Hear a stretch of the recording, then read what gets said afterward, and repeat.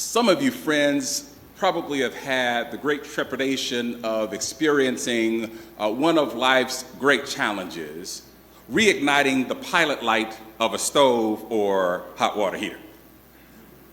And as many of us who've had that great honor and privilege and great trepidation have figured out, there's a balance of having to figure out, I need to have the gas on so that the light will catch, but I don't want it to be on so much that it catches all the way. And as we open that door and we find that extinguished little spout, we light that long stem match, often the fireplace match, and we place it as close as we can, as carefully as we can, and oftentimes kind of the long reach until that light has caught. And then we breathe a great deep sigh of relief. One of the many things that I remember from my days in Boy Scouting is how to keep and start a campfire.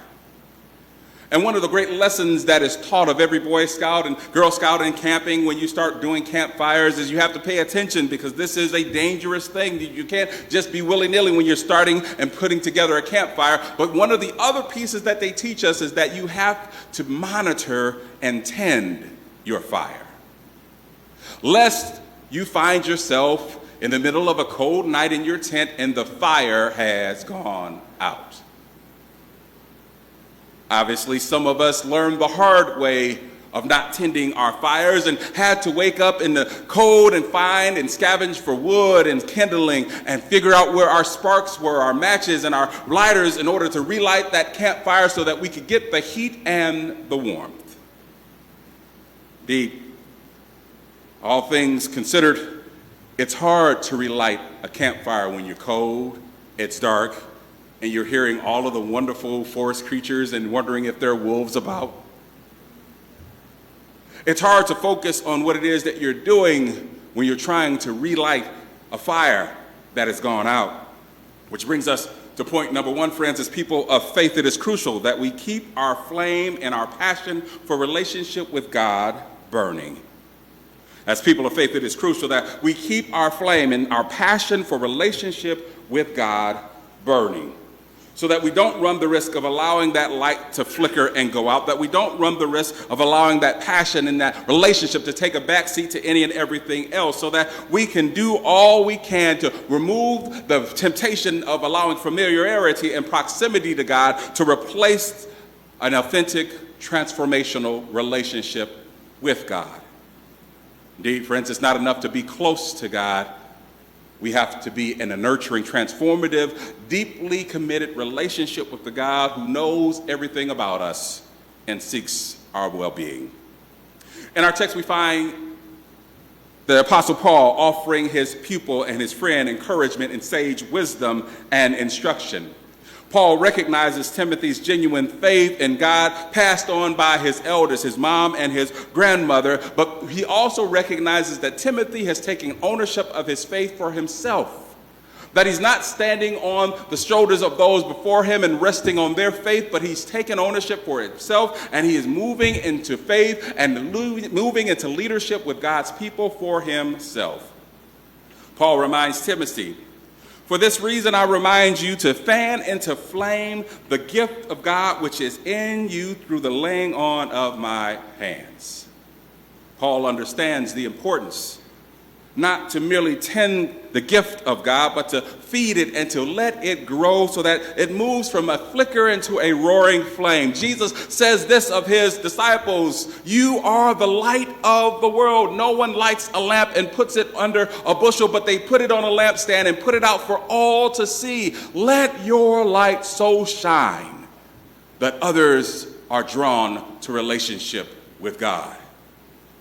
Indeed, friends, that is what God has called us to do, to let our light so shine, to shine brightly, to become not simply a flickering wick of a candle that's about to go out, but become a roaring bonfire that is a beacon for others to come and to find hope and inspiration.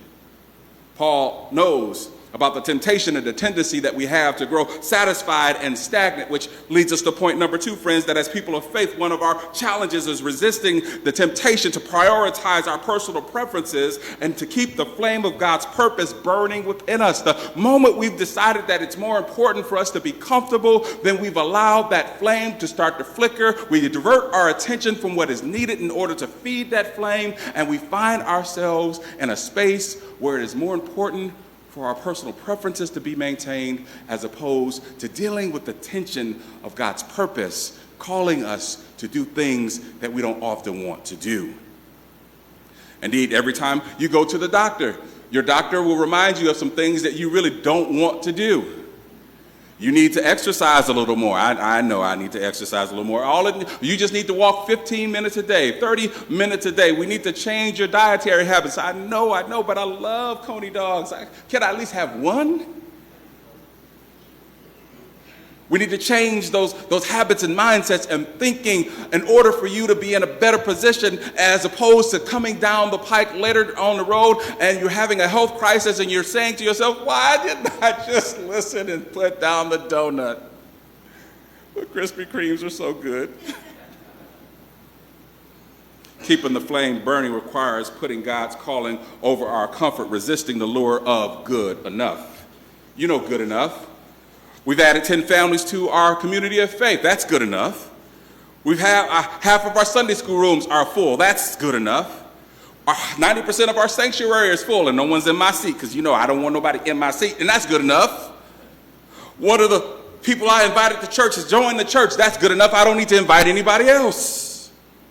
Paul reminds Timothy, and he reminds us, for the Spirit God gave us does not make us timid, nor complacent, nor comfortable, but gives us power, love, and self-discipline to rebuke those things within ourselves that says you've done enough, it's good enough, in order that we might embrace the ability to share with all those gifts that God gives to us. We want to see others' lives transformed, not simply so the pews will be packed, but because we want to see God's impact magnified and multiplied within our community. Dictionary.com defines the word ignite as to cause or to catch fire. So how do we reignite the fires of joyful service, generous giving, fervent prayer, and passionate worship? Reigniting a campfire, friends, requires some basic pieces. You need something that's going to require a spark, you need kindling, and you need large, dry wood. Which brings us to point number 3, friends. As people of faith, our spark, our kindling, and our large, dry wood are our answers to the why, where, and what questions. As people of faith, our spark, our kindling, and our large, dry wood are our answers to the why, where, and what questions. Our spark, the answer to why questions. Why am I in relationship with God? Why am I a part of this community of faith? And why do I want others to become a part of this community of faith? Why am I in relationship with God? Why am I a part of this community of faith? And why do I want others to be a part of this community of faith? That is our spark. That is what gives us light. That what gives us hope is why we've chosen to be in relationship with God, why we've chosen to be a part of this community of faith, and why we're seeking others to become a part of this community of faith. That is our spark. Our kindling, the little sagebrush, the dry stuff that you start a fire with that you have to light first before it becomes something bigger. Our kindling is our answer to the where question. Where are we going? And where do I see myself helping manifest the vision and mission of this community of faith? Where are we going, and where do I see myself helping to manifest the vision and mission of this community of faith? What is our vision? I'm not going to put you on the spot and give you a pop quiz. Our vision is this: to be a Christ-centered, multi-generational, multicultural, and multi-ethnic, mentoring and multiplying community of faith. A vision so large that we have to depend and rely on God to help us bring it to pass. Our mission, this is one you should be able to get, we do this all the time. Our mission, to welcome and connect all people with God through relevant discipleship and service. That's where we're going. And the question is, where do you see yourself participating and bringing that vision and mission to pass for this community of faith? Why am I in a relationship with God? Where do I see myself participating in the vision and mission? And the last and most difficult question we have to answer, the large dry wood that burns on an ongoing basis, as we Methodists understand this principle called sanctifying grace, which allows us to look at the parts of ourselves that only us and God knows about. Those are the things that we have to ask ourselves. And that what question is, what does God need to transform in me that is blocking my ability to fully participate with God to bring our vision and mission to pass? What does God need to change or transform in me that is blocking my ability to fully partner with God to bring our vision and mission to pass? Michael Jackson had a song that says, I'm looking at the man in the mirror. I know I had a few more Michael Jackson fans in here. I'm asking him or her to make a change. We have a song in our hymnal that says, let peace begin with me. There's something that we have to do as an internal questioning and internal evaluation of ourselves, asking, what is it in me that may be hindering and hampering my ability to partner with God to bring God's vision and mission to pass in this place? What is it, Lord? Bring it to the forefront of my mind. For I don't want to be in opposition to your vision and mission. I don't want to be a stumbling block to others coming to find you as I found you so long ago. I don't want anything to be in the way of me experiencing all that you have to experience for me. Why am I in relationship with God? Where do I see myself helping that vision? And what needs to be transformed for God to help me fully partner for transformation? Why, where, and what? I told you reigniting a fire is hard. Because once it's gone out, you can't really use much of what you used before.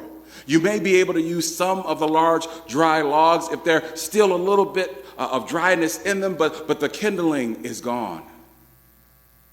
And you have to find that spark. And it's wonderful to try to find a fire starter when it's cold and your hands are freezing and it's a little misty and you're trying to put together that, rubbing together for that spark. But Paul reminds us, and he reminds Timothy, fan into flame the gifts of God that are in you, that others might come to see you. Jesus says, you are the light of the world. Let your light so shine. Almighty and loving God, reignite within us a desire to serve joyfully, give generously, pray fervently, and worship passionately, that you might be glorified in this place. Amen.